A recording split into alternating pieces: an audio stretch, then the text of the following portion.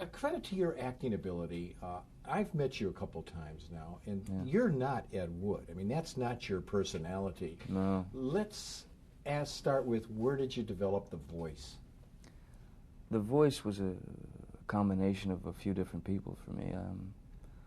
First was it was sort of a combination of Ronald Reagan, that kind of blind optimism and enthusiasm, also the enthusiasm and the sort of salesmanship quality that Casey Kasem has,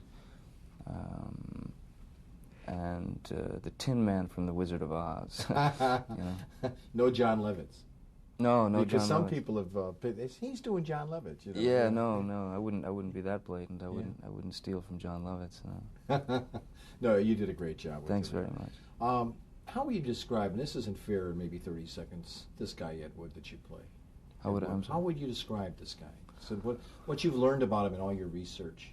Well, I had a sneaking suspicion before I started all my research that he was not the world's worst director.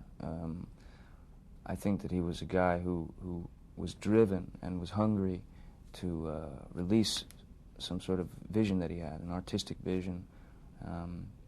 And I think he was an important filmmaker in that sense, because there may not have been a John Waters or a Tim Burton or a David Lynch without a renegade like Ed Wood.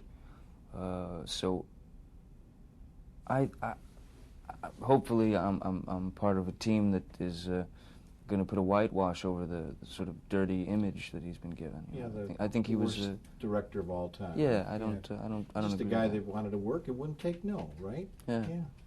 Did you feel it was a risk having to play a transvestite? No, not at all. No, it was it was an opportunity to sort of have some fun, you know. I mean, to dress up in women's clothing and start be hanging out on the set with some of the grips or electricians. It's funny to see their reactions, you know. I'm glad to hear you say that, because I'm a fan and a teacher of Shakespeare, and of course, all the actors in his time, there were no women in the plays. They all dressed, that's right. They did it in drag, sure. Yeah. Were you surprised in 30 seconds that Tim does have this kind of kindred towards Ed Wood? No, I'm not surprised at all. I think that Tim has a strange, profound respect for Ed, and the process of making a movie, and the process of coming up with a story. So I think that there are similarities in Tim. I think there are similarities with John Waters and Ed Wood.